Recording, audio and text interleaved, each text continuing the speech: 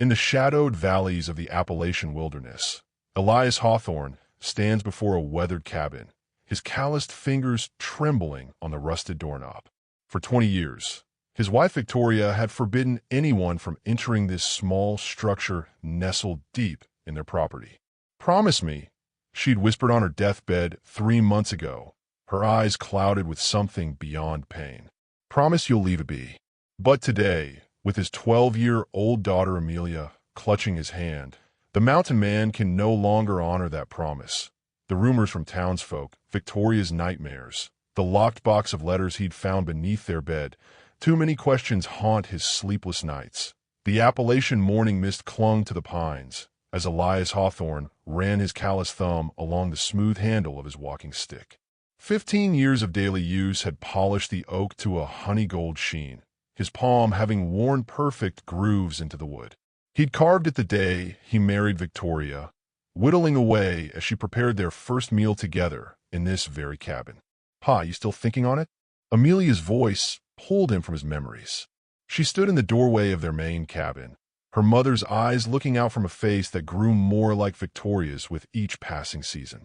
"Some decisions ain't to be rushed," he replied, voice graveled by years of mountain winters. The forbidden cabin loomed in his thoughts like a storm cloud.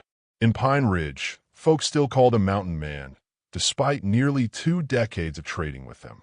He remembered the whispers when he'd first brought Victoria to town. This refined-speaking woman with her mysterious past who'd chosen to marry the wild trapper. The speculation had eventually faded, replaced by respect, when Victoria proved herself hardier than most mountain-born wives. Elias rose from the porch step, leaning on a walking stick, more from habit than necessity. At 43, his frame remained solid as the oaks that dotted his 100 acres. He'd claimed this land at 25, already a seasoned trapper with a reputation for fair trades and remarkable wilderness skills. The townsfolk had stories about how he'd survived a week-long blizzard trapped in a cave with nothing but his knife and wits. He never corrected their exaggerations. A certain mystique helped when negotiating for prices. "Heading to check the traps?" Amelia asked, already reaching for her coat. "Not today." He glanced toward the path that led deeper into the property, where the small cabin sat nestled against the ridge. "Got some thinking to do." Amelia nodded solemnly. Since Victoria's passing 3 months ago, consumption taking her with merciless efficiency, his daughter had taken on responsibilities beyond her years. The child understood grief in a way no 12-year-old should.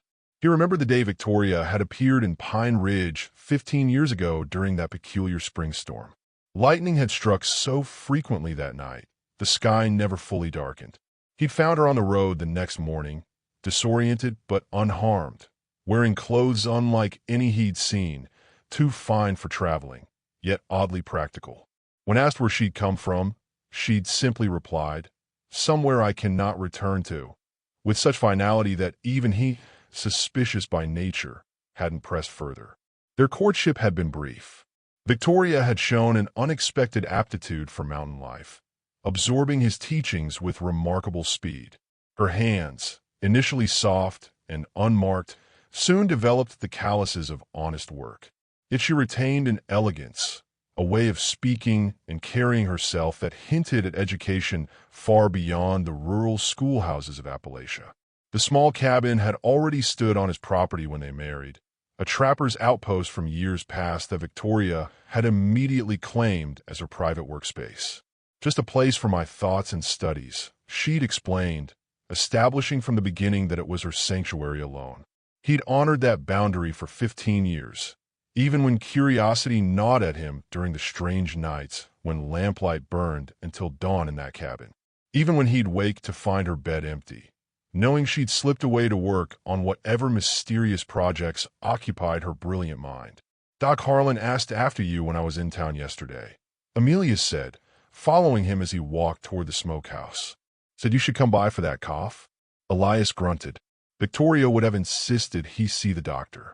She and Harlan had spoken their own language of medicines and treatments that went beyond the usual herb lore. Another mystery about his wife. Her knowledge of healing had saved more than one life in Pine Ridge over the years. As he checked the venison hanging to cure, Elias's mind circled back to the locked box of letters he'd found beneath their bed while putting away Victoria's few possessions. The strange symbols on the papers inside the diagrams he couldn't begin to comprehend. They matched the determined look in Amelia's eyes when she declared this morning, "Ma had her reasons, Pa, but we have ours too. We need to know." Perhaps his daughter was right. Perhaps it was time to break a promise to the dead to keep faith with the living. Amelia Hawthorne sat cross-legged on her bed, the wooden memory box opened before her. She'd crafted it with her father 2 summers ago, her small hands guided by his larger ones as they worked the pine boards into a simple chest. Her mother had helped her line it with fabric, a scrap of blue silk that Victoria had produced from some hidden place softer than anything Amelia had ever touched. "Where did you get such fine cloth, Ma?" she'd asked. "From another life," Victoria had answered with that faraway look that sometimes claimed her. "From a time before the mountains." Amelia ran her fingers over the treasures inside. A pressed wildflower from her 10th birthday hike, a perfect hawk feather, the small wooden horse her father had carved. At the bottom lay her most precious possession, a strange coin unlike any currency that passed through Pine Ridge. One side bore the profile of a severe-looking woman wearing a crown. The other showed symbols and numbers that meant nothing to Amelia. Victoria had given it to her on her 8th birthday. "This is very special," her mother had whispered, "from a place far away. Keep it safe, and someday I'll tell you its story." That someday would never come now. Amelia closed her fingers around the coin, feeling its weight, heavier than it looked, made of some metal that never tarnished despite the years. From a main room came the sounds of her father preparing supper, the clank of the cast iron, the scrape of a knife against vegetables. She should be helping him. But these quiet moments with her memories had become precious since her mother's passing. Amelia remembered the stories Victoria would tell on winter nights. Tales of great cities with buildings that touched the clouds, of horseless carriages that moved like magic, of people who could speak to each other across vast distances through wires. Her father had chuckled at these tall tales, but Amelia had seen the truth in her mother's eyes. Not imagination, memory. "You're too smart for just school books," Victoria would say during their private lessons. While other mountain children learned basic figures and letters, Victoria taught Amelia mathematics that made the schoolmaster's head spin. Sciences no one in Pine Ridge had heard of, history that seemed to reach beyond what any book recorded. "Why do I need to know the properties of electricity?" Amelia had asked once. "We don't even have it up here because knowledge is never wasted," Victoria had replied. "And because someday you might live somewhere that does." Amelia placed the coin back in a box and withdrew another treasure, a small notebook filled with her mother's elegant handwriting. Most pages contained drawings of plants with notes about their medicinal properties. But in the back were sketches of strange mechanisms, diagrams with measurements and calculations. Amelia couldn't understand them, but she recognized numbers and symbols similar to those her mother had taught her in their advanced lessons. A floorboard creaked, and Amelia looked up to find her father standing in the doorway, his expression softening at the sight of the memory box. "You miss her something fierce, don't you, little one?" he asked, though Amelia hadn't been little for years now. "Pa, do you ever think Ma wasn't really from Charleston like she told everyone?" The question had been building inside her for weeks. Her father's weathered face went still. "What makes you ask that?" Amelia held up the coin. "This isn't American money. And remember how she always knew when someone was sick before they showed symptoms. How she predicted that flood last spring by reading the air pressure, whatever that means. The way she sometimes used words nobody understood." Elias crossed the small room and sat heavily on the edge of the bed. "Your ma was educated more than most." "It's more than that." Amelia reached under her pillow and withdrew a folded paper she'd found tucked inside her mother's favorite book, a technical drawing of what appeared to be some kind of machine with notes in her mother's handwriting. "I found this yesterday. What does temporal displacement mechanism mean? Why was she hiding these things from us?" Her father took the paper, his brow furrowing as he studied it. "I don't know, Amelia, but I'm starting to think that cabin might hold some answers." Amelia nodded, an unexpected flutter of fear mingling with her curiosity. Do you think she was running from something or someone? I've never seen your mother afraid of any living thing, Elias said, but uncertainty shadowed his eyes. Whatever's in that cabin, she kept it separate from us for a reason. But she's gone now, Amelia said softly, and we're still here with all these questions. Through the window, the forbidden cabin was just visible among the trees, its weathered form revealed by the setting sun. Tomorrow, Amelia thought, tomorrow they would finally learn the truth. Dawn broke clear and cold over the mountain homestead. Elias had been awake for hours, watching darkness yield to gray, and finally to the golden light that now streamed through the cabin windows. The night had been long, filled with memories of Victoria's final days. "Promise me, Elias," she had whispered, her once vibrant eyes clouded with pain. The consumption had hollowed her cheeks and stolen her strength, but the intensity of her gaze remained. "Promise you'll leave the cabin be," he had promised. The dying woman's request was sacred, especially when that woman had been the center of his world for 15 years. But now, with Amelia asleep in the next room and the weight of unanswered questions heavy on his shoulders, that promise felt like a chain rather than an obligation of love. "God forgive me, Victoria," he murmured to the empty room. He rose and dressed quietly, the familiar ritual of pulling on worn trousers and flannel shirt bringing little comfort. Today would not be like other days. Today he would break his word to the dead. The floorboards creaked as he moved to Victoria's side of the bed. Kneeling, he reached beneath and pulled out the carved cedar box he'd found while putting away her things. He'd left it locked, respecting her privacy even after death. But today he would need what lay inside. Amelia appeared in the doorway as if summoned by his thoughts, already dressed, her dark hair braided back in a practical plait just as Victoria had taught her. "You decided," she said, "not a question. But we do this proper." He gestured to the box. "Your mother kept this locked away. Seems fitting we should start here." Together they sat on the edge of the bed, the box between them. Elias worked the simple lock with his pocket knife. Inside lay several items, letters written in an elegant hand with words he couldn't fully comprehend, diagrams similar to the one Amelia had found, a small book filled with numbers and symbols, and beneath it all, a silver key unlike any he'd seen in the mountains. Its workmanship was too fine, too precise for local craft. The metal gleamed as if newly polished, despite years of storage, and its design was peculiar.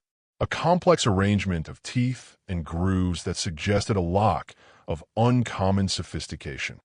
"That's for the cabin," Amelia whispered, reaching for it, but stopping short of touching it. "Has to be." Elias nodded, lifting the key. It felt unnaturally light in his palm, as if made of something other than ordinary silver. "There's one more place to look," he said. He moved to the trunk at the foot of the bed and removed Victoria's Bible, a beautiful volume bound in leather that she'd brought with her when they married. She had read from it every Sunday, though she never attended the church in Pine Ridge. Elias had always assumed it was because the journey was too difficult, but now he wondered if there had been other reasons. Opening the Bible reverently, he turned to the back where Victoria had kept a few pressed flowers and a family record page. There, in her precise handwriting, were the dates of their marriage, Amelia's birth, and a third entry that had always puzzled him, a date 5 years before he'd met her, marked only with the word arrival. "What does that mean, Pa?" Amelia asked, peering over his shoulder. "I don't rightly know." He carefully lifted the family record page, and as he'd somehow expected, found a folded paper hidden beneath. On it was a drawing of the cabin with specific instructions. "Beneath the eastern cornerstone lies safekeeping. When the time comes, should it come, remember that knowledge brings both light and shadow." The morning took on a solemn quality as they prepared as if for a journey, though the cabin lay less than half a mile through the woods. Elias packed his pipe and tobacco, a lantern though it was daylight, matches, and his hunting knife. Amelia brought bread and cheese wrapped in cloth, a water flask, and her mother's notebook. "Do we need all this just to visit a cabin on our own property?" Amelia asked, a nervous laugh escaping her. "Don't know what we'll find or how long we'll stay," Elias replied. The truth was that the preparations gave him time to steel himself, to come to terms with his broken promise. They walked the narrow path through pines and rhododendrons, the spring undergrowth already thick around their ankles. Neither spoke. The forest sounds, bird song, the scurry of small creatures, the whisper of wind through needles and leaves seemed unnaturally loud in their silence. The cabin appeared around a bend, exactly as it had for 15 years. Small, sturdy, built of logs like their main home, but with peculiar attention to the foundation and roof. Victoria had hired men from town to help construct it, overseeing every detail with uncharacteristic insistence. Elias stopped at the edge of the small clearing. Amelia stood beside him, her breath catching. "We don't have to do this," he said. She took his rough hand in her smaller one. "Yes, Pa, we do." Together, they approached the door. The silver key slid into the lock with a sound like a sigh. The door swung inward with a low groan of disused hinges. Dust motes danced in the shaft of morning light that cut through the gloom, illuminating a space that defied every expectation Elias had harbored during 15 years of speculation. "Lord above," he whispered, stepping across the threshold. The cabin's interior was a single room, but what it contained made Elias's head swim. Bookshelves lined the walls, packed with volumes whose spines bore titles in languages he couldn't identify. A large desk occupied the center, its surface covered with papers, instruments, and what appeared to be technical drawings. Along the back wall stood a workbench supporting glass vessels connected by copper tubes, measuring devices with delicate needles behind glass faces and tools of such precise craftsmanship that they seemed to belong in a watchmaker's shop rather than a mountain cabin. Amelia moved past him, her eyes wide. "This isn't," she began, then stopped, unable to complete the thought. It wasn't a trapper's outpost. It wasn't a sanctuary for quiet contemplation. It wasn't anything that belonged in their corner of Appalachia in 1899. Elias approached the desk cautiously, as if strange objects might awaken at his touch. Among the papers lay a yellowed newspaper, its print foreign to his eyes. The date, however, was clear enough. April 17th, 1884. The masthead read the London Times. "Pa, look." Amelia held up a brass instrument consisting of interconnected circles and arms that could be adjusted with tiny screws. "Ma showed me a drawing of this once. She called it an astrolabe. Said sailors used them to navigate by the stars." Elias nodded, though the explanation did little to ease his confusion. Victoria had never mentioned sailing or any connection to the sea. He picked up another object, a small brass tube with glass lenses at both ends. Putting it to his eye, he was startled when distant trees jumped into focus. "A spyglass," he murmured, though unlike any he'd seen. The clarity was remarkable. As they moved deeper into the cabin, each discovery compounded their bewilderment. A shelf held sealed jars containing powders and substances labeled in Victoria's precise handwriting. Potassium nitrate, mercuric oxide, zinc filings. Beside them stood glass bottles of liquids, sulfuric acid, ethanol solution. "She taught me about some of these," Amelia said, pointing to the chemicals. "Said they were elements that make up everything in the world."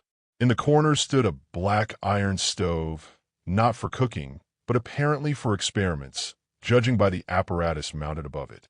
Nearby, a trunk contained fabric unlike anything available in Pine Ridge, finely woven cloth in colors too vivid to have come from mountain dyes. "What's she doing here?" Elias asked the silent room.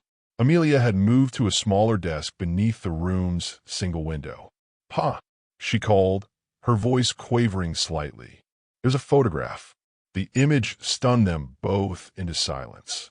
It showed Victoria, unmistakably Victoria, though younger and dressed in a manner Elias had never seen, standing among a group of men in formal attire.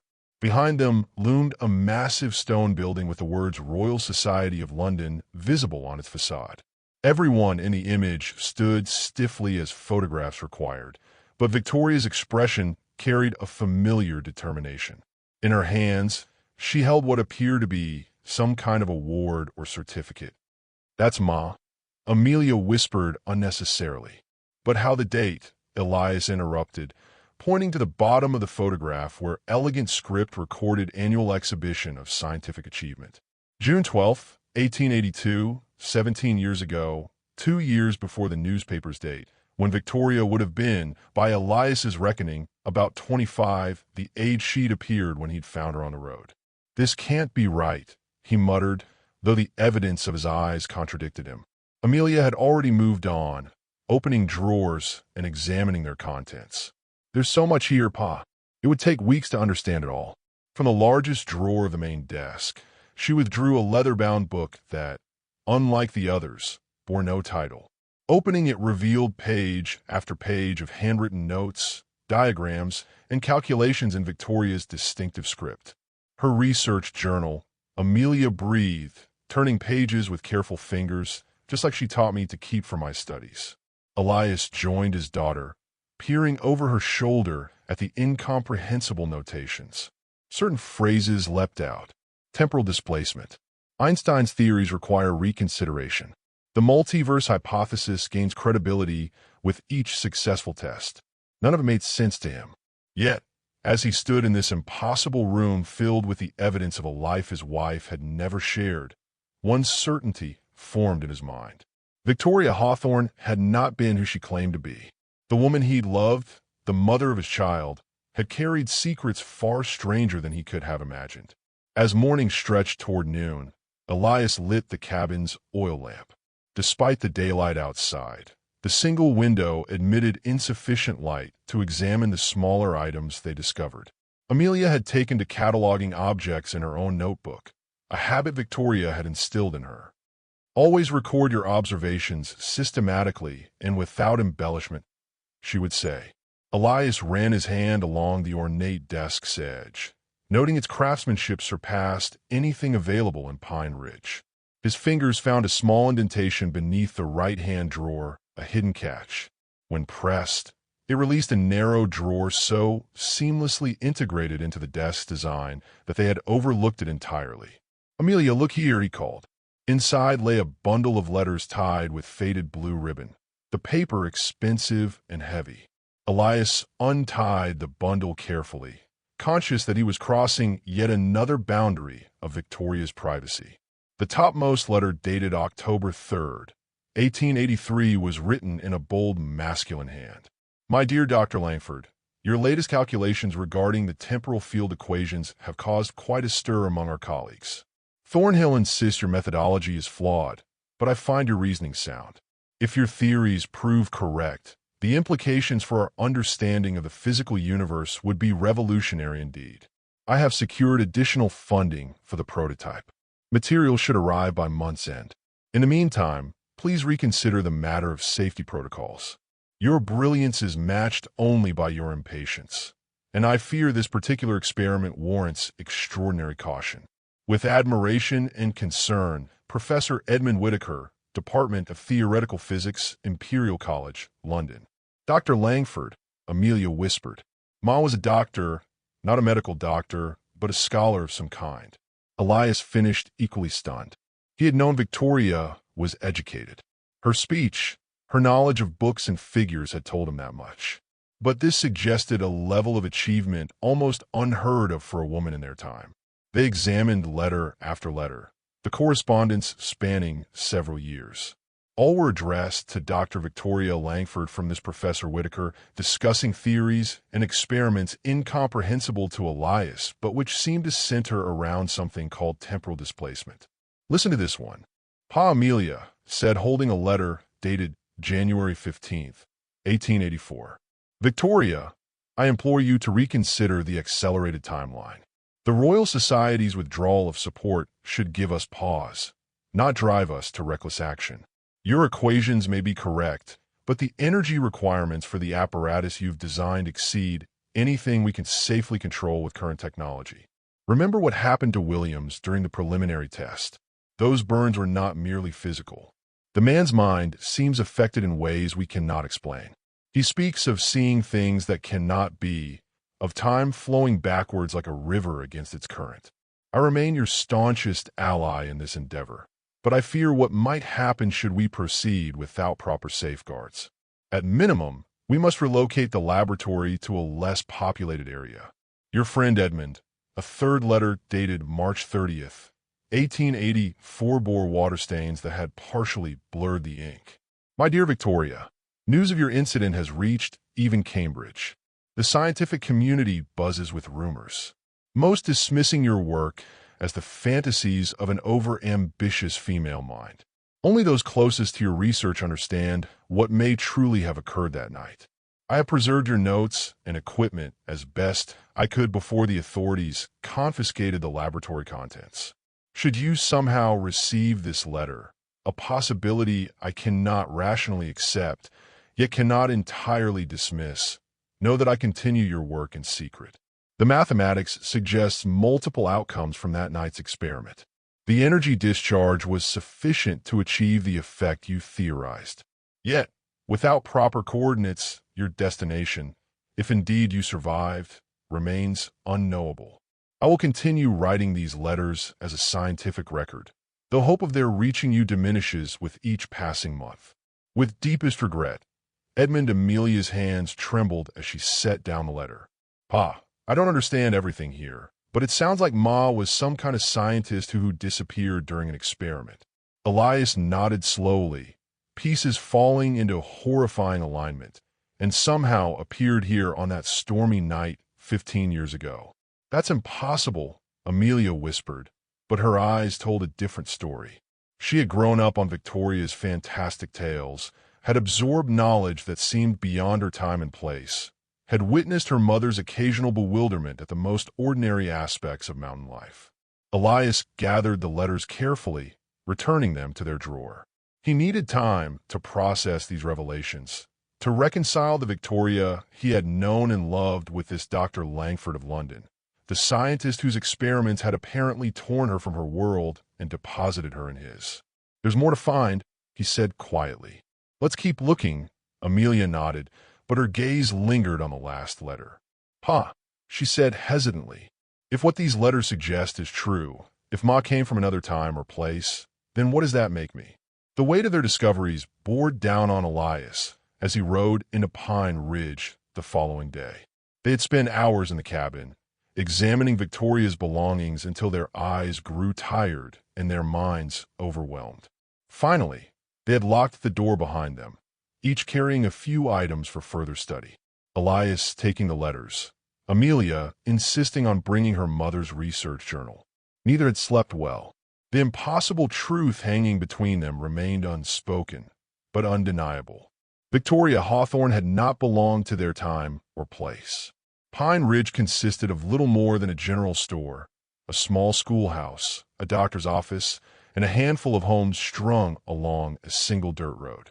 Hardly a town by lowland standards, but it was the center of commerce and community for the scattered mountain families.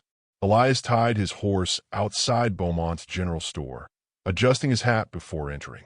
The familiar bell chimed as he pushed open the door. Silas Beaumont, 70 years old and proprietor for nearly 50 of them, looked up from his ledger. Elias Hawthorne, the old man said, his rheumy eyes brightening. Been wondering when you'd show your face again. Need supplies, Silas? Elias placed his list on the counter, then added casually. Been thinking about when Victoria first came here. 15 years now since that spring storm. Silas nodded, reaching for his spectacles. Strange night. That was lightning like I never seen before since. Some said it was the end times coming. You remember when she arrived? Exactly when, I mean. The old man scratched his white beard. Matter of fact, I do. April 17th, 1884. Remember, because it was my Mabel's birthday, God rest her. Morning after the storm, Doc Harlan came in saying he'd found a woman on the road out by Miller's Creek. Disoriented like that was your Victoria. Elias felt a chill. April 17th, 1884. The exact date on the London newspaper they'd found in the cabin. Doc still around today? He asked, tried to keep his voice steady. Should be. Wednesday's a slow day. Silas began gathering items from Elias's list. You know, your Victoria was a peculiar one at first. Looked at everything like she'd never seen it before. Coal oil lamps, preserves in jars, even the way we dressed.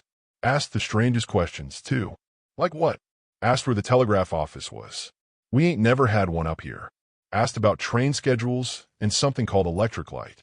Thought she might have had a fever at first, talking that way. Elias nodded, remembering Victoria's occasional confusion about the simplest aspects of mountain life, how she'd sometimes stare at oil lamps with a mix of fascination and disappointment. After paying for his supplies, Elias made his way to Dr. Harlan's small office at the edge of town. The doctor, a gaunt man with prematurely white hair, was sorting herbs when Elias entered. Elias, he greeted standing. How's Amelia holding up? Managing.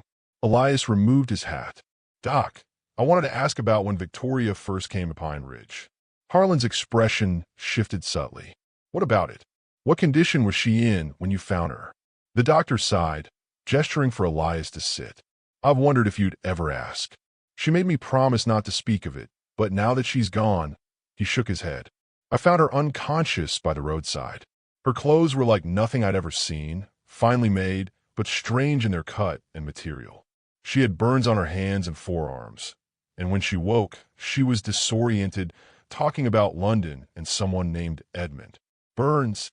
Elias asked, remembering the letter's mention of an experiment gone wrong. Yes, unusual ones. Perfectly circular, like she'd grabbed onto a hot metal ring. Harlan leaned forward. The strangest thing was what she carried. A small device made of brass and copper partially melted, and papers covered in mathematical equations I couldn't begin to comprehend. What happened to those items? She insisted on keeping them, became quite agitated when I suggested showing them to anyone else. The doctor paused. Elias, when I examined her, I found evidence of surgical procedures that don't exist, at least not in any medical text I've studied. A small scar on her abdomen perfectly healed in a way I've never seen. When I asked, she changed the subject. As Elias prepared to leave, the doctor placed a hand on his arm.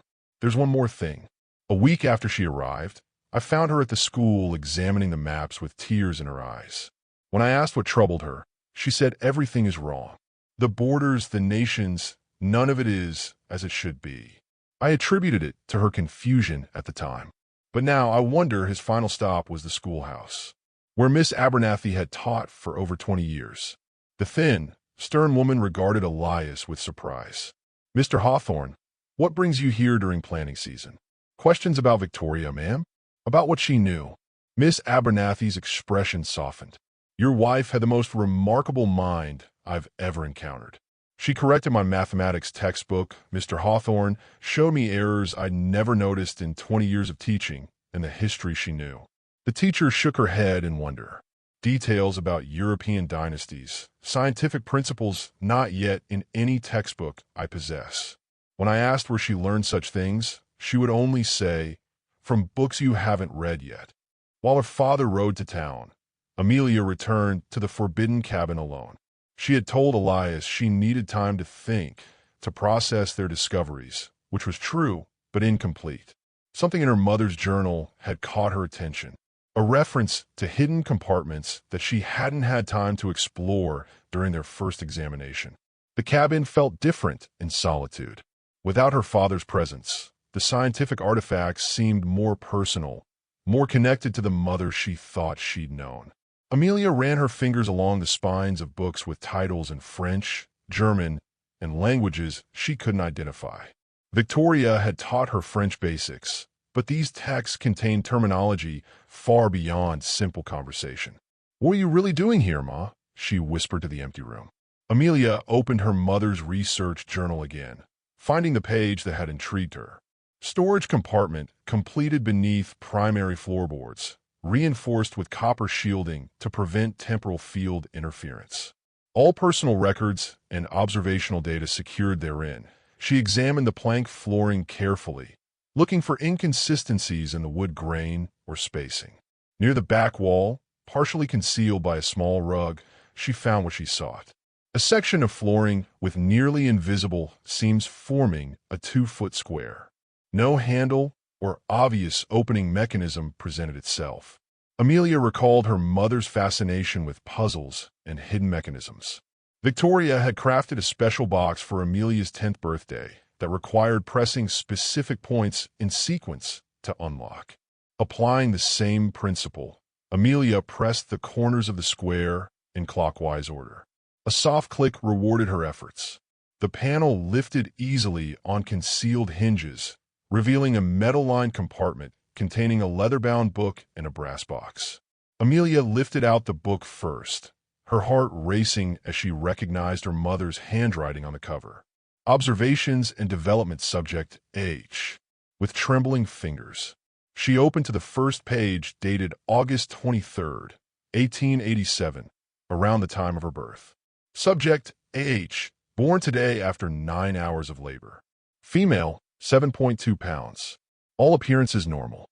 No medical intervention was possible beyond traditional midwifery practices. But both mother and child survived without complications. First successful human birth recorded following maternal temporal displacement. Unknown whether paternal DNA from this temporal plane will interact with maternal DNA from original timeline in unexpected ways. We'll monitor development carefully for anomalies. Amelia gasped, nearly dropping the journal. The clinical tone contrasted sharply with the loving mother she had known, making the words even more disturbing. She was a subject, an experiment. She forced herself to continue reading, flipping through pages of meticulous observations. Age 6 months. Age displays cognitive development approximately 20% accelerated compared to local infant population. Grasping, tracking, and vocalization all advanced. Cannot determine whether this results from genetics, maternal educational input, or temporal factors. Age 2 years. Speaking in complete sentences demonstrates counting ability to 20. Recognizes all alphabet letters. Local physician remarked on advanced development during examination for minor respiratory infection. Must be careful not to allow subject to display abilities too far beyond normal parameters to avoid unwanted attention. Age 5 years. Shows remarkable aptitude for mathematics and abstract concepts. Taught basic algebra today, which she grasped immediately. No physical anomalies, apparent though reflexes test at upper range of normal human capability. Have begun collecting comparative data from children in the local school through casual observation and conversation with school teacher. Year after year, Victoria had documented Amelia's development with scientific precision, noting intellectual milestones, physical measurements, and even sleep patterns. Interspersed with these observations were notes about temporal energy readings and genetic stability markers, terms meaningless to Amelia, but clearly significant to her mother. The most recent entry had been made just weeks before Victoria fell ill. Age 11 years, 8 months. Continues to exceed all developmental projections. Her mathematical abilities now surpass my own at a similar age, and her capacity for abstract reasoning suggests potential for significant scientific contribution. The question remains whether to reveal her true heritage before or after menarche. Temporal displacement theory suggests puberty may trigger unexpected physiological responses given her unique genetic composition. Decision will initiate full disclosure after her 12th birthday. Preparatory education nearly complete. If my illness progresses as I fear, contingency documents have been prepared for Edmund should he ever locate us. Amelia closed the journal, her vision blurred with tears. The cabin suddenly felt cold, alien. She had been her mother's experiment, her development tracked and measured like a laboratory specimen. Yet between the clinical observations, she had glimpsed notes that revealed maternal pride and genuine affection. Showed extraordinary kindness today, caring for an injured bird with remarkable gentleness. Her emotional intelligence matches her intellectual capacity, perhaps surpasses it. Whatever her genetic uniqueness, her humanity is beautiful to witness. The brass box remained in the compartment. Amelia lifted it out, finding it heavier than expected. The lid opened on smooth hinges to reveal a strange metallic device with dials and a small crystal at its center. Beneath it lay a folded paper with a single line in her mother's handwriting. For Amelia, only when you understand everything else. The key to returning should you choose to seek your origins. 3 days after their initial discoveries, A stranger arrived at the Hawthorne homestead. Elias spotted him from the porch, a tall figure making his way up the mountain path with the careful steps of someone unaccustomed to such terrain. Despite the warm spring day, the man wore a formal suit and carried a walking stick with a silver handle. His beard was neatly trimmed, his bearing scholarly rather than practical. Elias set aside the trap he'd been mending and stood, one hand instinctively moving to the knife at his belt. Visitors were rare, especially those who came unannounced, and clearly not from these parts. "Hello, the house," the stranger called, stopping at a respectful distance. His accent was unmistakably English, his voice cultured and confident despite his apparent exhaustion from the climb. "I'm looking for Victoria Langford." A chill ran through Elias. "Who's asking?" "Professor Edmund Whitaker, Imperial College, London." The man removed his hat, revealing thinning gray hair. "I'm an old colleague of Victoria's Whitaker." The name from the letters. Elias studied the man's face, noting the intelligent eyes and lines of weariness that suggested a long journey. "My wife passed 3 months back," Elias said flatly. "Consumption took her." The color drained from Whitaker's face. For a moment he seemed unable to speak, his composure cracking to reveal genuine grief. "I feared as much when my letters went unanswered. I'm truly sorry for your loss, Mr. Hawthorne." "Elias," he corrected automatically, then gestured to the porch. "You best come sit. Looks like you've traveled far." The professor climbed the remaining distance, each step heavy with disappointment. He settled into the offered chair with a sigh that seemed to come from his very soul. "I've been searching for Victoria for 15 years, he said, gazing out at the mountain view. "Following rumors, scientific anomalies, weather disturbances similar to the event that took her from us." He turned to Elias. "I never truly believed I would find her. Then, 3 months ago, instruments I've developed detected a surge of temporal energy centered in these mountains. I thought perhaps she had succeeded in reactivating her device. It was when she died," Elias said quietly. "There was a storm that night, unlike any I'd seen since the night she arrived." Whitaker finished. Amelia emerged from the cabin, stopping short at the sight of the stranger. Her eyes widened with recognition as she took in his formal attire and educated bearing. "You're Professor Whitaker," she said. "From the letters."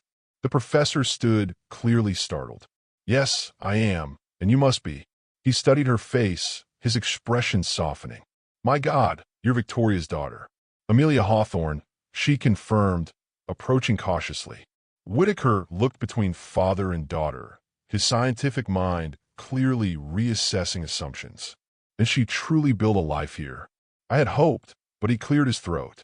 "Mr. Hawthorne, I must ask, did Victoria leave any papers, any equipment?" "Her work was revolutionary, decades ahead of our understanding of physics." "We found her cabin," Elias replied. "The one she kept separate from our home." "May I?" The professor's eagerness was palpable, though tempered by respect. They walked in silence to the forbidden cabin. Elias unlocked the door, watching carefully as Whitaker stepped inside. The professor's reaction told its own story. The sharp intake of breath, the reverent way he touched the scientific instruments, the tears that formed in his eyes as he recognized Victoria's handwriting. "She continued her work," he whispered. "All these years alone, without proper equipment or colleagues." He picked up a brass instrument, examining it with admiration. "This modification to the spectral analyzer, brilliant. She built this from memory, using local materials." For an hour they watched as Whitaker moved through the cabin, his initial shock giving way to professional assessment. He examined equations, tested mechanisms, and occasionally muttered technical terms that meant nothing to Elias. Finally, he sat at Victoria's desk, running his fingers over the worn surface. "You have questions," he said, looking up at them. "As do I.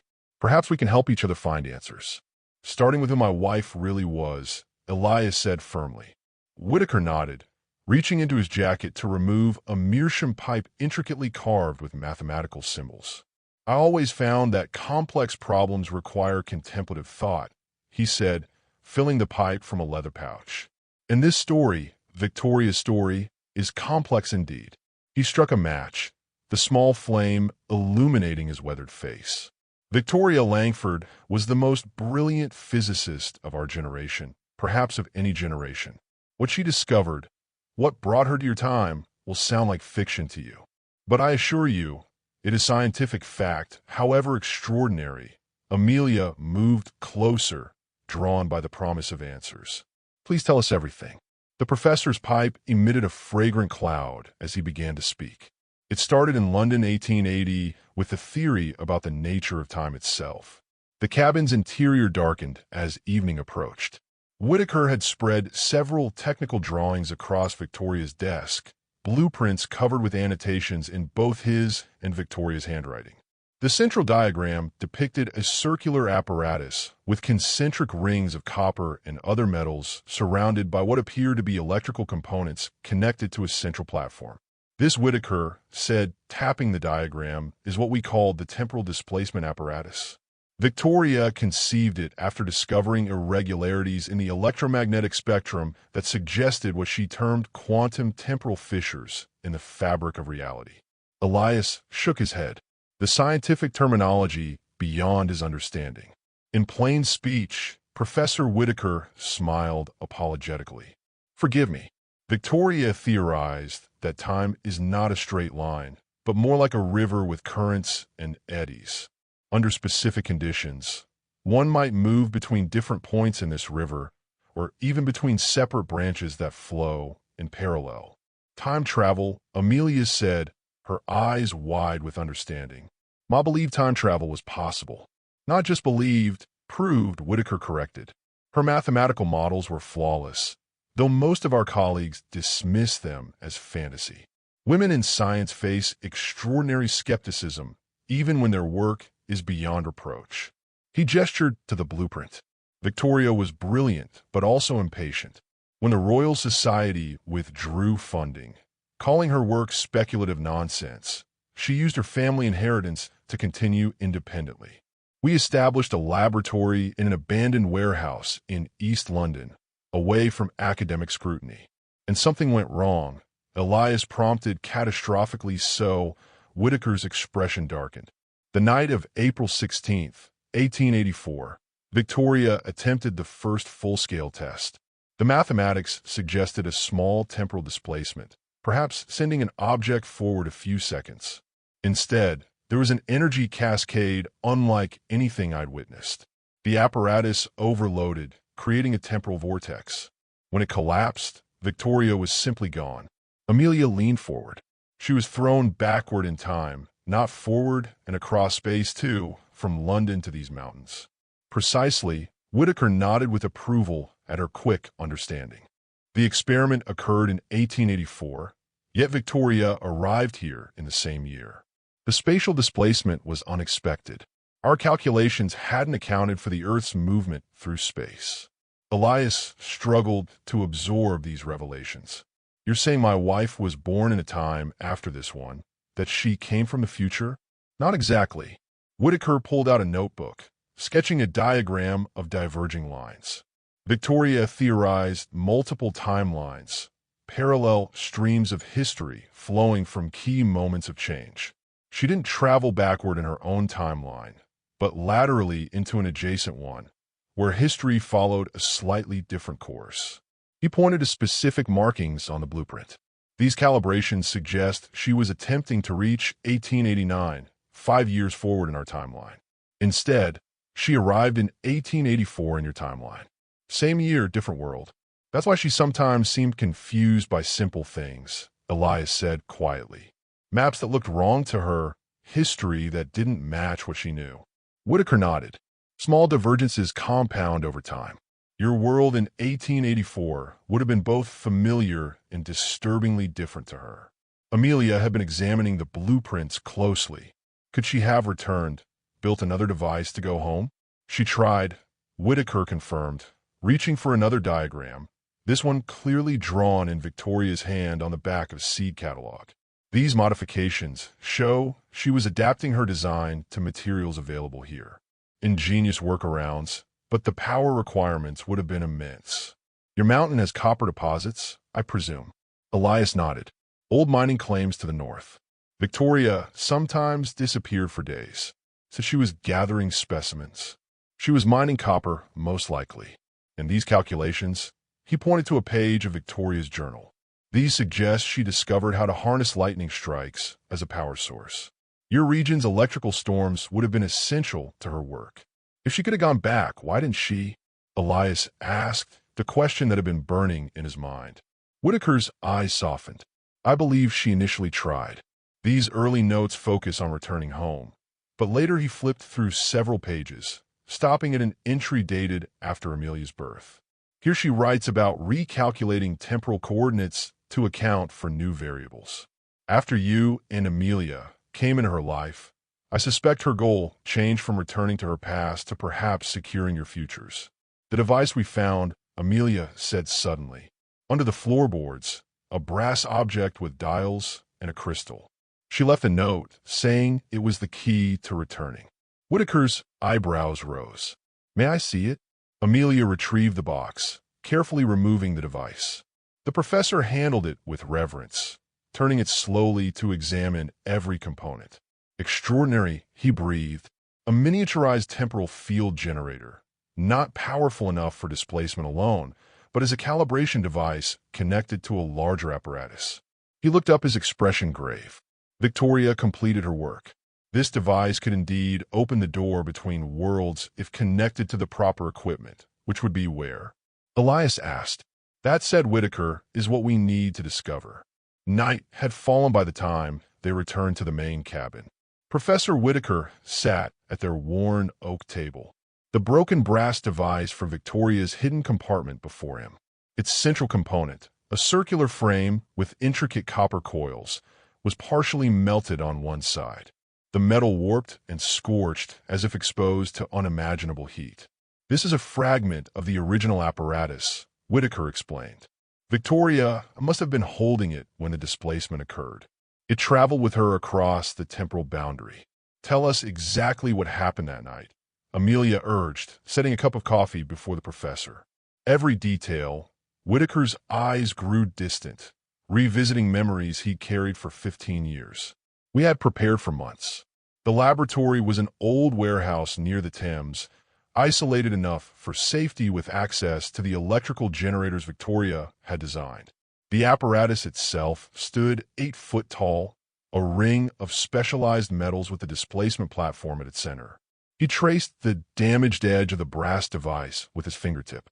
This was the calibration mechanism. Victoria stood at the controls while I monitored the electrical inputs. We had calculated that a 15-second charge would create sufficient temporal distortion to send a small object. A pocket watch was our test. Subject, approximately 5 seconds into the future. What went wrong? Elias asked. Everything and nothing, Whitaker replied cryptically. The equipment functioned exactly as designed, but Victoria's equations, brilliant as they were, contained a fundamental miscalculation. We didn't understand that temporal energy builds exponentially, not linearly. At 13 seconds, the readings were stable. At 14, they began to fluctuate. I called for Victoria to shut down the experiment. His voice grew rough with emotion. She insisted on continuing. Said fluctuations were expected at the threshold.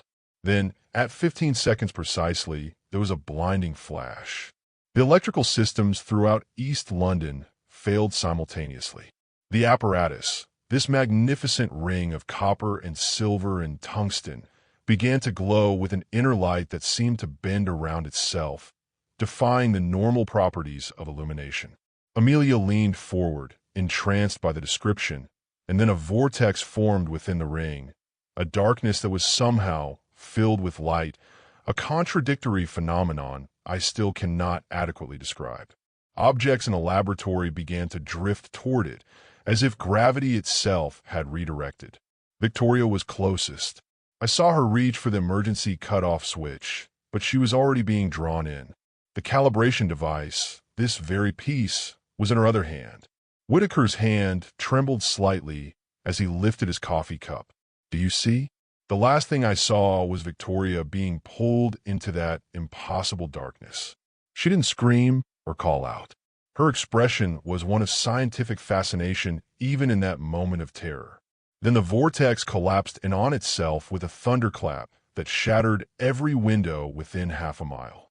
Where the apparatus had stood was nothing but scorched floorboards and a smell like lightning. Silence filled the cabin as they absorbed his account. Finally, Elias spoke. "What happened afterward?"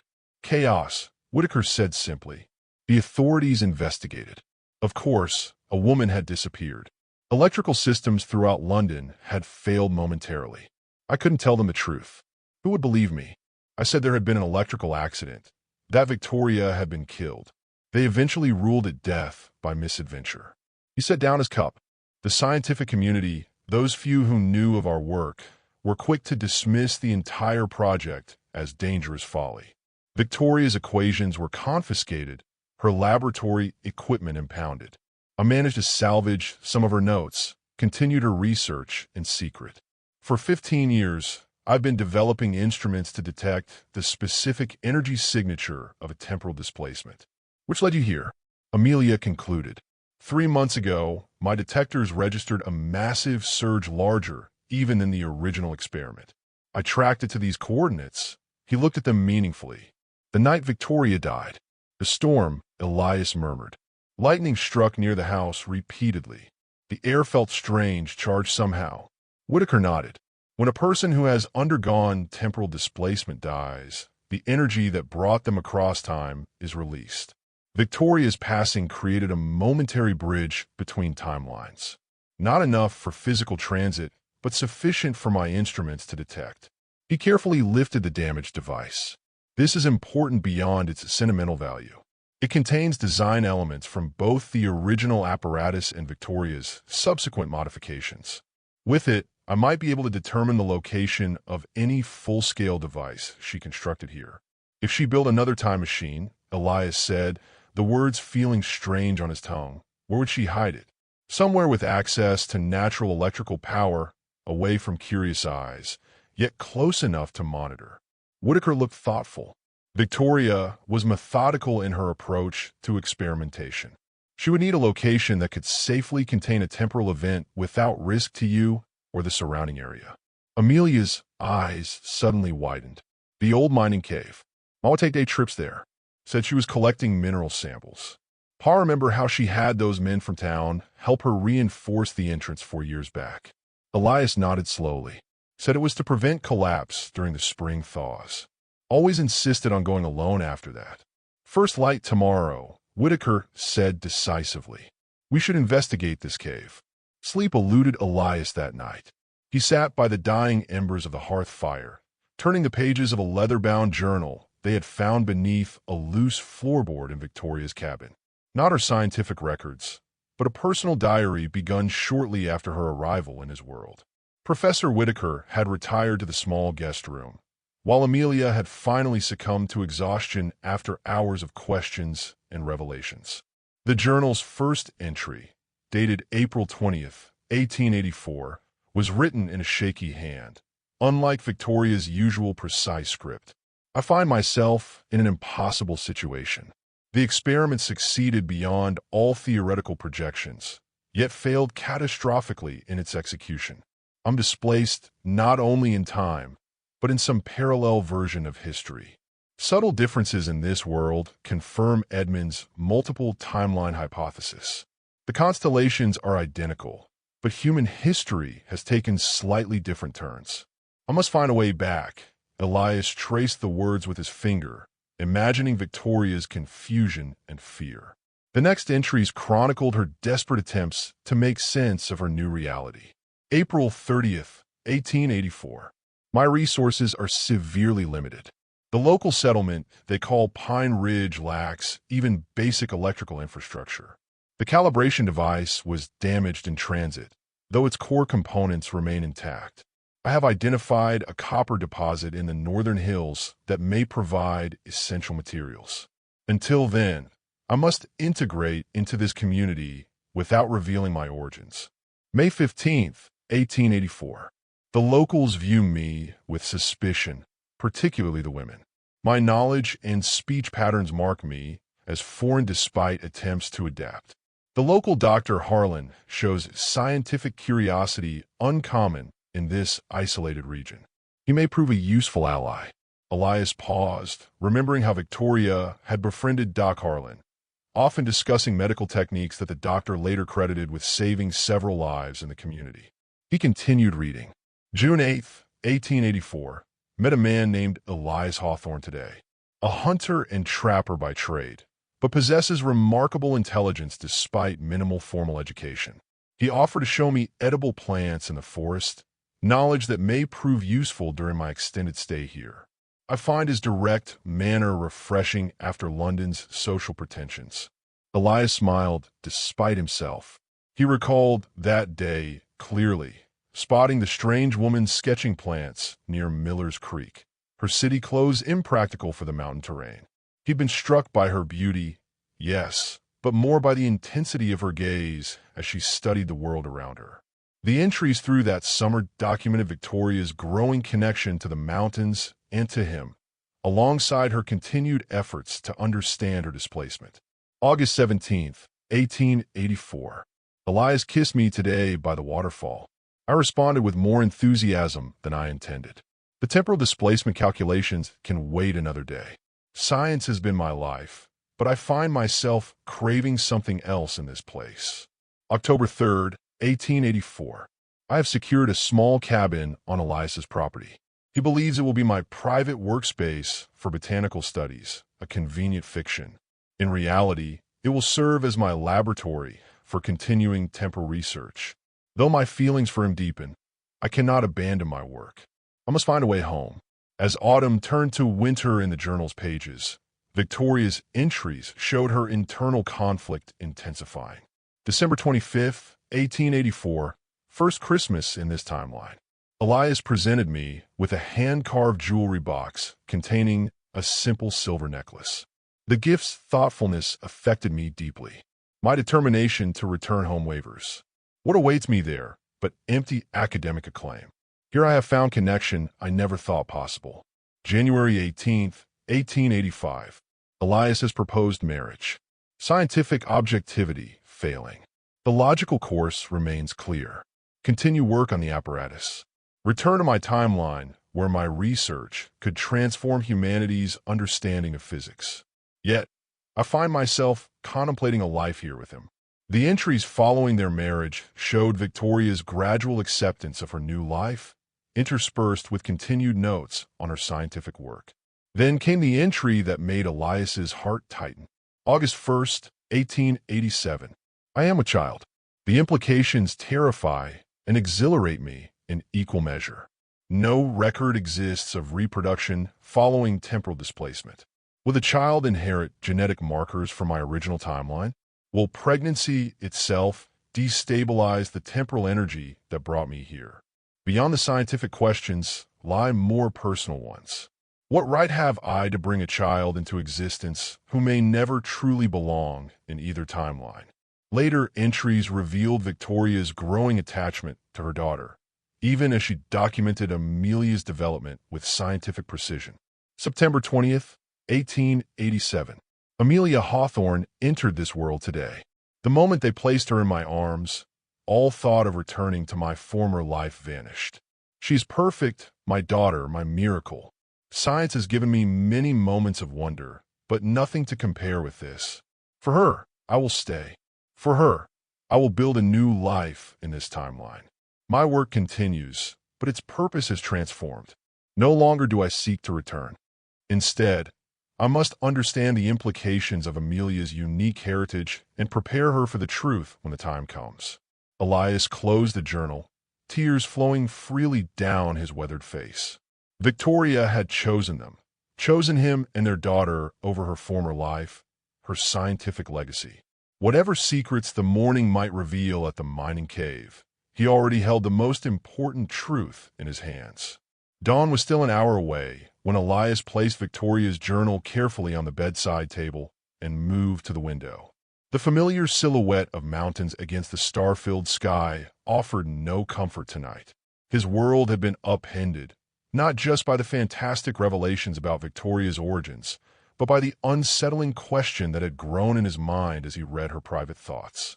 Had she truly loved him, or had he merely been a convenient anchor in a strange world, a primitive curiosity to a brilliant woman trapped in a time not her own.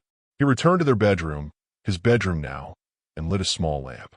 The golden light fell across the simple furnishings, the patchwork quilt Victoria had made during her first winter, the rocking chair where she had nursed Amelia, the cedar chest containing her few possessions.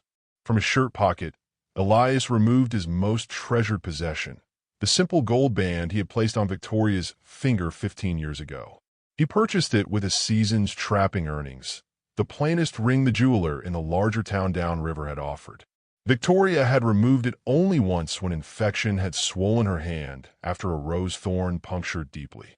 Even then, she'd kept it on a cord around her neck until she could wear it properly again. Was that just part of your disguise? He whispered to the empty room. Your experiment in living among simple folk? The doubts felt like betrayal, yet he couldn't banish them. Victoria, Dr. Victoria Langford, scientific pioneer, had come from a world of education and advancement he could scarcely imagine. Her journal revealed a woman of remarkable intellect, navigating a society of limited minds.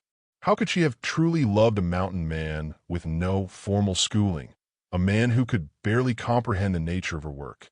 Memories surfaced unbidden. Victoria struggling with a cast iron stove, their first week together, her frustrated tears as she mastered tasks any local girl would have learned in childhood. He had thought it endearing then, evidence of her gentle upbringing. Now it seemed like confirmation of her otherworldly origins. Other memories followed.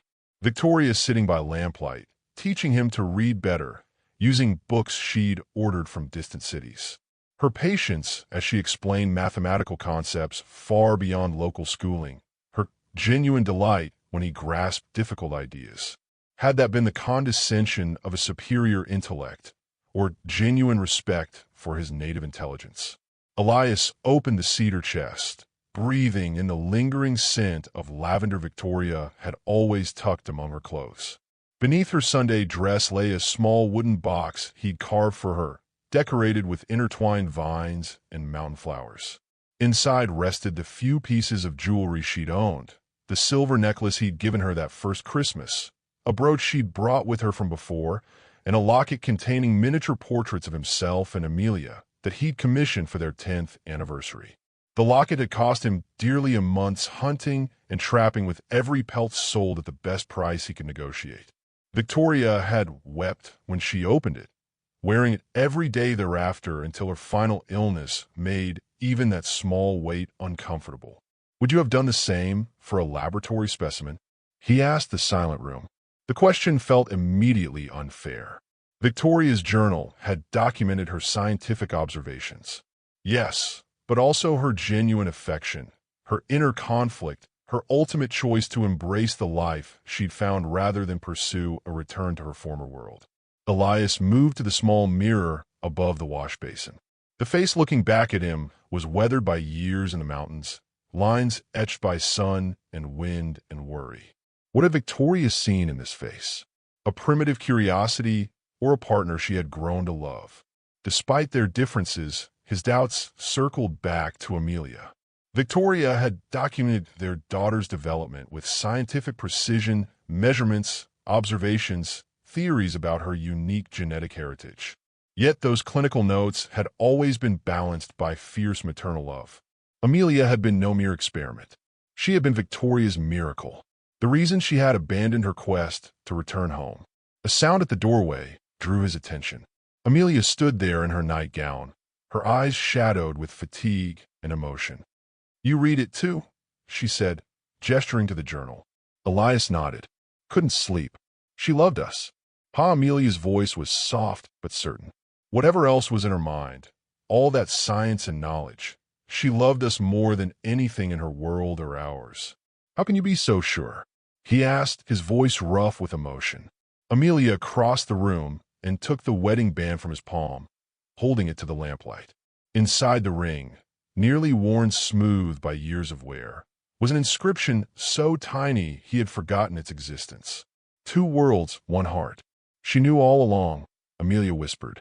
She chose us every day. Elias took the ring back, running his thumb over the inscription. Perhaps, he thought, Love was the one universal constant that even time itself could not alter. Morning brought a persistent drizzle, delaying their expedition to the mining cave. Amelia found Professor Whitaker in the cabin's main room, examining her mother's research journal by lamplight. She had risen early, unable to sleep after the previous day's revelations. Her father had finally succumbed to exhaustion just before dawn. "Good morning, Miss Hawthorne." Whitaker greeted her, looking up from his reading. His formal manner of address struck Amelia as both foreign and familiar, echoes of how her mother had sometimes spoken during their lessons. "Just Amelia is fine," she replied, stoking the fire and putting the coffee pot on the hook above the flames.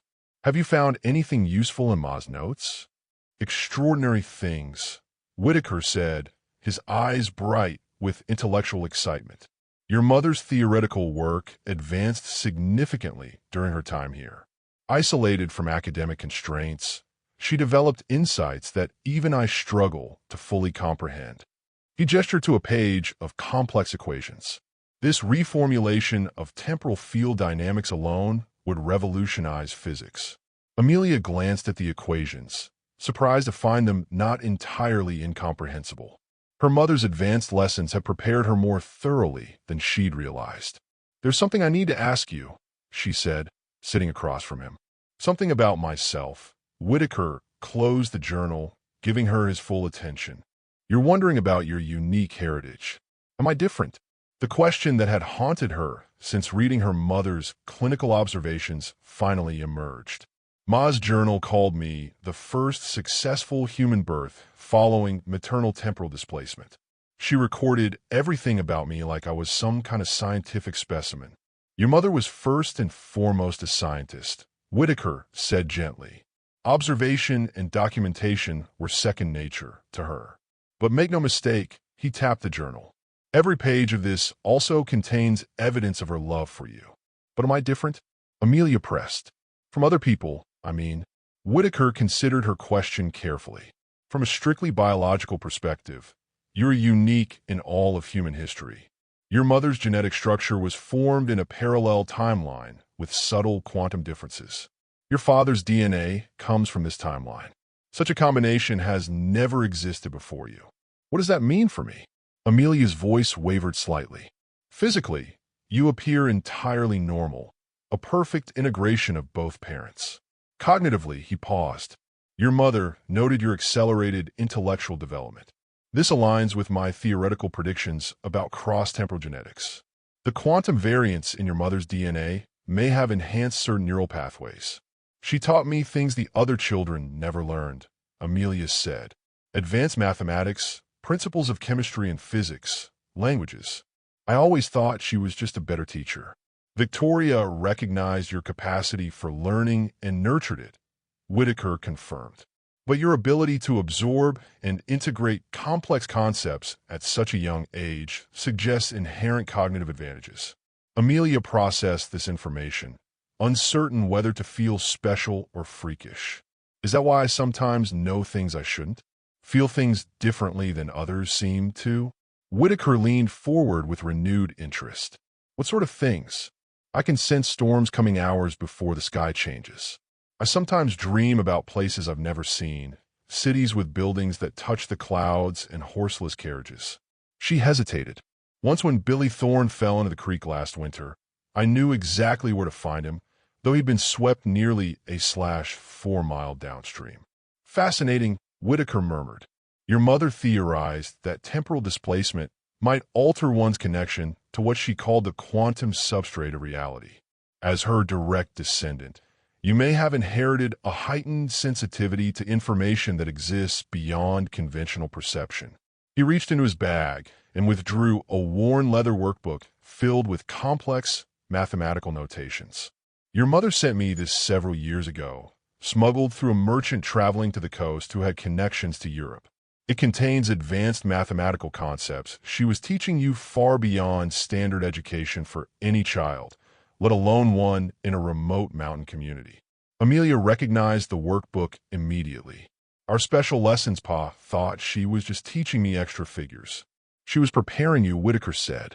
"These aren't merely mathematics. They're the foundational concepts for understanding temporal physics.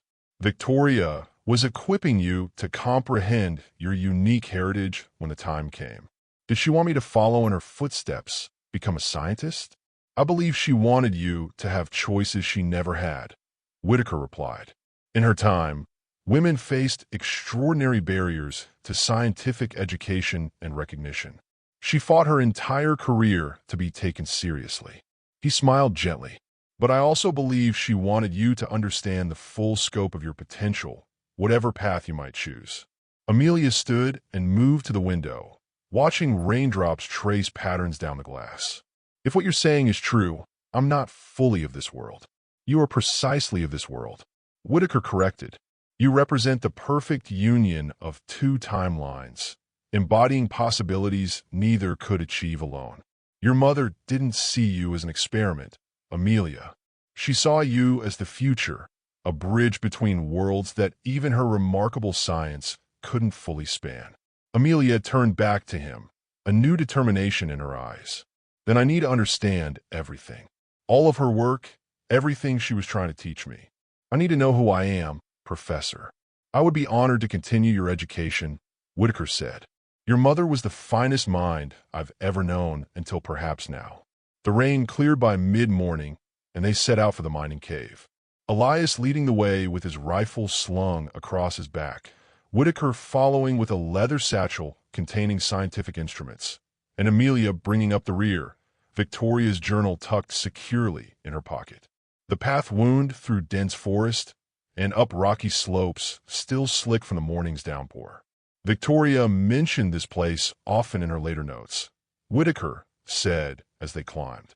References to the Northern Laboratory become increasingly frequent after 1895. That's when she had those men from town help reinforce the entrance. Elias recalled, said the old timbers were rotting, making it dangerous. After an hour's hike, they reached a clearing where the mountainside gave way to exposed rock.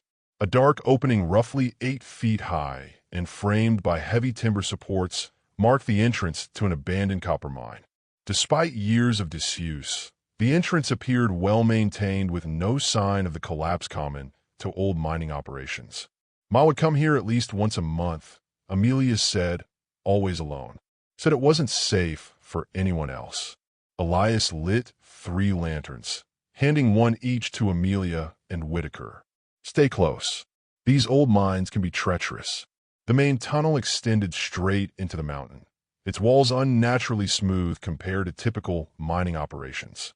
After about 50 yards, they encountered a heavy wooden door set into the stone, a feature Elias had never seen in any mine. This is new, he said, examining the door.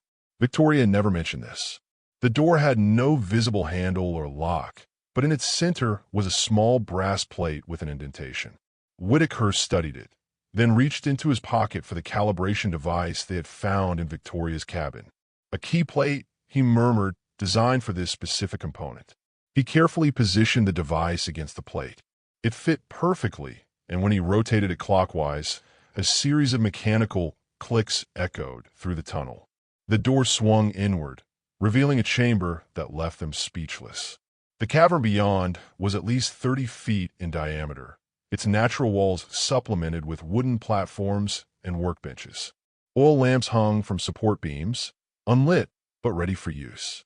But what dominated the space, what drew their collective gaze and held it, was the apparatus at the center. A perfect ring of copper, silver, and other metals stood vertical, 15 feet in diameter, mounted on a framework of timber and iron. Around it, arranged in precise geometric patterns, were what appeared to be electrical components, coils of wire, glass tubes filled with various substances, brass instruments with dials and gauges. The entire assembly connected to a series of lightning rods that extended through a natural chimney in the cave ceiling, reaching toward the sky above. She built it, Whitaker whispered, his voice filled with awe. A complete temporal displacement apparatus. He moved forward as if in a trance, circling the device with reverent steps. This design, it's based on our original work, but incorporates significant advancements. These modifications, he pointed to specific components, These would stabilize the temporal field, prevent the cascade effect that caused the original accident. Elias approached more cautiously, overwhelmed by the scale and complexity of Victoria's secret work. This is what she was doing all those years, building a way back to your world? Not exactly, Amelia said. She had moved to a workbench where a small leather-bound book lay open beside a working model, a miniature version of the Great Ring, perfect in every detail, though no larger than a dinner plate. Look at this paw. The book contained Victoria's final notes dated just weeks before her illness. March 3rd, 1899. The apparatus is complete. Final calculations confirm that with proper atmospheric conditions, a lightning storm of sufficient intensity, the temporal gateway can be stabilized for approximately 60 seconds. Enough time for transit in either direction. The decision that has haunted me for 12 years now demands resolution. I could return to my original timeline, perhaps taking Amelia with me to the world of scientific advancement and opportunity that would nurture her extraordinary mind. Or we could remain here in the life we have built, preserving this timeline's integrity. Elias deserves to know the truth. Yet I fear what such knowledge would do to him, to us. Better perhaps that the choice remain mine alone. The burden of decision, my final scientific contribution. Coordinates are set for June 15th, 1899. The seasonal storm patterns should provide optimal conditions. I've left contingency instructions for Amelia, should she one day discover heritage and wish to explore it further. She was planning to tell me, Elias said softly, reading over Amelia's shoulder, just 3 months after she fell ill. She completed the work that consumed her entire scientific career. Whitaker marveled, still examining the apparatus. The ability to move between timelines at will, without the catastrophic energy cascade that caused her original displacement. He looked up, his expression grave. The implications are staggering. With this device, one could theoretically travel to any point in either timeline. Amelia had found another document beneath the journal sealed in an envelope addressed to her in her mother's handwriting. Breaking the seal, she unfolded a single page containing a precisely drawn map and a set of instructions. These are temporal coordinates, she said, recognizing the mathematical format from her mother's advanced lessons. In a letter, she began to read aloud. My dearest Amelia, if you are reading this, you have discovered your heritage and the work that has been my life's purpose. The choice I faced is now yours. To remain in the world of your birth, or to explore the world of your mother's origins. The apparatus is keyed to both timelines. Should you choose to use it, this map will guide you to my family home in London, where resources await that will help you navigate a very different world. Whatever you decide, know that you've been the greatest miracle of my existence, the bridge between worlds that I never expected to find.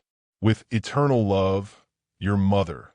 The journey back to the cabin was made in contemplative silence, each lost in private thoughts about the implications of their discovery. Evening shadows stretched across the homestead as they settled around the kitchen table, the remnants of a simple supper pushed aside to make room for Victoria's notes and diagrams. So Elias finally said, his weathered hands flat on the table, "This machine could take someone to Victoria's world." He directed his gaze at Whitaker. "Your world?"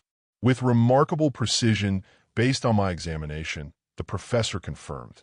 Victoria solved the spatial displacement problem that caused her to arrive here instead of simply moving through time. Her calculations account for the Earth's rotation, its orbit around the Sun, even the subtle gravitational influences that affect space-time. And it works both ways. Amelia asked, someone could go there and then come back.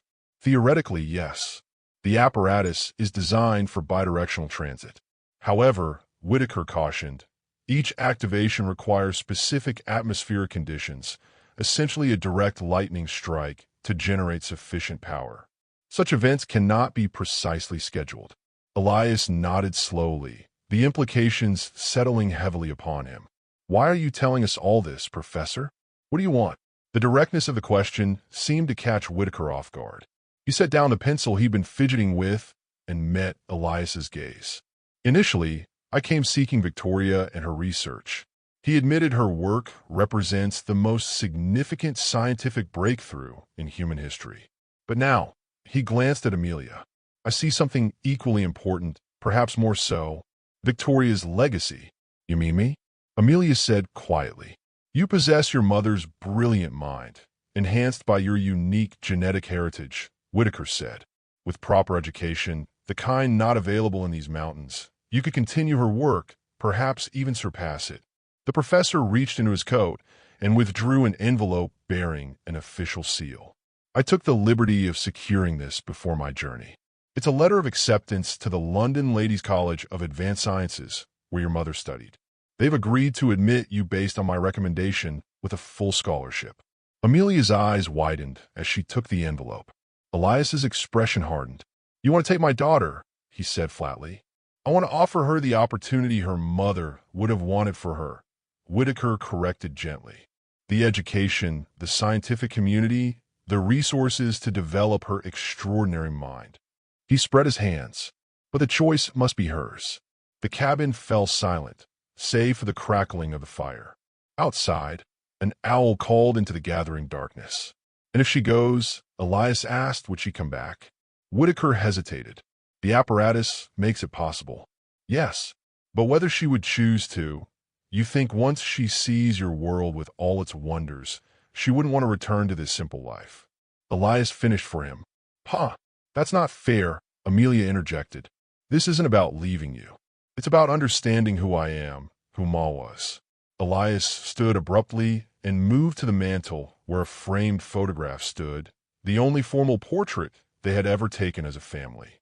Victoria sat in her best dress, her expression serene, but with the hint of mischief in her eyes that he had always loved.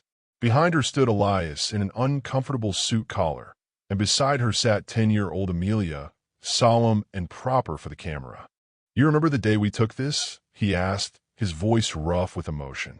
Traveled all the way to Beckley to find a proper photographer. Your mother insisted we needed a family portrait, though she hated sitting still for so long. Amelia nodded. She said some moments need to be preserved, not just in memory, but in physical form. She knew, Elias realized. Even then, she was thinking ahead to when she might. He couldn't finish the thought. Whitaker cleared his throat gently. If I may, there's another consideration. Victoria's research has immense scientific value, but in the wrong hands, it could be dangerous.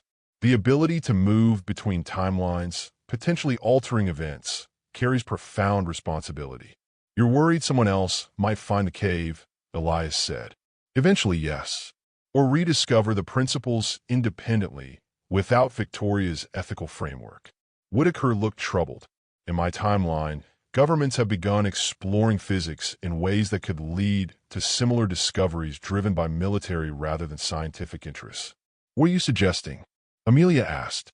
That regardless of your personal decision, we must consider the fate of the apparatus itself, whether it should be preserved, carefully guarded, or dismantled. Amelia moved to stand beside her father, studying the family portrait. Ma built it over years in secret, perfecting every component. She created a bridge between worlds. She looked up at Elias. Destroying it feels like destroying part of her. Your mother valued knowledge above almost everything, Elias said softly. But she valued you, us more. Whatever we decide together. He turned to Whitaker. You've given us much to consider, Professor. But Amelia is 12 years old. Whatever her capabilities, whatever her heritage, she's still my daughter. No decision will be made tonight. Whitaker nodded respectfully.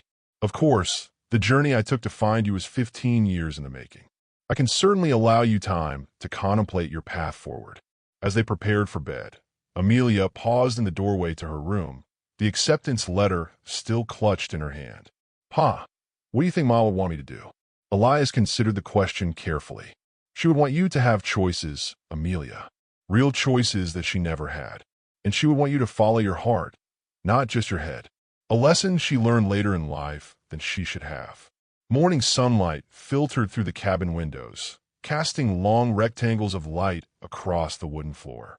Amelia sat cross-legged on the bearskin rug, surrounded by her mother's journals, scientific notes, and a letter of acceptance from the London college. She had barely slept, her mind racing with possibilities that stretched across two worlds. Elias entered from outside, the cool mountain air following him through the doorway. "Professor's down by the creek," he said. "Giving us space to talk, I reckon." Amelia nodded, appreciating the gesture. "Pa, I've been thinking about Ma's letter, the one she left for me in the cave. She wrote it should be open on my 16th birthday, but now that we know about her work, you're wondering if we should open it sooner," Elias finished, settling into his chair by the fire. "It might help us decide what to do," Amelia reasoned. "About the machine, about Professor Whitaker's offer, about everything." Elias considered this, then nodded slowly. "Your mother had her reasons for the timing, but circumstances have changed. Bet." Amelia retrieved the sealed envelope from her mother's writing desk. And like the letter they had found in the cave, this one was addressed to both of them in Victoria's elegant script for Elias and Amelia to be opened on Amelia's 16th birthday or in the event of my passing. "Whichever comes first." "She did intend for us to open it," Amelia said softly, tracing her mother's handwriting. "We just didn't know where to find it until now." With careful fingers, Elias broke the wax seal and unfolded the letter within. The pages were filled with Victoria's distinctive handwriting, the ink slightly faded but perfectly legible. He began to read aloud. "My dearest Elias and Amelia, if you are reading this, you have either discovered my research through your own investigation, or Amelia has reached her 16th birthday, at which point I plan to reveal everything myself. Either way, you now face questions about our past and future that I have carried alone for too long. First, you must know that everything between us was real. Elias, when I appeared in this world, I was lost in every way. A scientist suddenly stripped of everything familiar. You offered kindness without question, acceptance without condition. What began as adaptation became genuine love that surpassed anything I had known in my previous life. Our marriage has been the most authentic part of my existence across two timelines. Amelia, you are not an experiment, though my scientific mind could never stop observing the miracle you represent. You're the perfect bridge between worlds. Intelligence and intuition in remarkable balance, curiosity tempered with compassion. Your unique heritage offers possibilities I can scarcely imagine. Now, for the matter that may have brought you to this letter, I have completed the work that accidentally brought me here. The apparatus in the mining cave can create a stable pathway between this timeline and my original one. I've tested it in limited ways, sending inanimate objects successfully, though I have never crossed through myself. You deserve to know why. My original intention was scientific, to prove my theories and perhaps return triumphantly to my academic life. Later, I considered taking you both with me to a world of greater opportunity and advancement. But as the work neared completion, I made a discovery that changed everything. The calculations reveal a terrible truth. The timeline I came from is not merely a different version of history. It is fundamentally unstable. The scientific advancement that allowed my temporal research was built upon technologies that are slowly destroying that world. Air unfit to breathe in cities, waters poisoned by industry, climate patterns shifting dangerously. My colleagues dismissed these as acceptable costs of progress. But my years in your simpler, cleaner world gave me perspective they lacked. More critical still, my research indicates that temporal displacement creates subtle fractures in both timelines. Multiple crossings might eventually cause catastrophic collapse. The apparatus works, but using it carries risks I cannot in good conscience ignore. Therefore, I made my choice long ago to remain here with the family I love in a world worth preserving. The apparatus remains operational for one reason only, to give Amelia the opportunity to decide her own fate when she is old enough to understand the implications. If Edmund Whitaker has somehow found you, as I suspected he might eventually, he will offer Amelia education and opportunity in my original timeline. Before you decide, you must visit the coordinates marked on the enclosed map. There you will find my final message, one too important to commit even to this letter. Whatever you choose, Remember that love transcends all boundaries, even those between worlds. The life we built together has been more precious to me than all the scientific acclaim I once craved. With eternal love and the hope of understanding. Victoria, enclosed with the letter, was a small map of their mountain, with coordinates marked precisely in Victoria's hand, indicating a location about 3 miles from their homestead, a secluded valley they rarely visited. "We need to go there," Amelia said, already reaching for her coat. Elias nodded, folding the letter carefully. "I'll fetch the professor. Whatever your mother left for us to find, it concerns him too." An hour later, the three stood at the coordinates Victoria had specified. Before them lay a small clearing surrounded by ancient oaks, unremarkable except for a single flat stone set into the ground like a marker. "This is the place," Elias confirmed, comparing the map to the surrounding landmarks. Amelia knelt beside the stone, brushing away years of accumulated pine needles and forest debris. Carved into the surface were words weathered, but still legible. "Beneath lies truth from another world. Disturb only with clear purpose and open hearts." Together they moved the stone to reveal a metal box sealed against the elements, but unlocked.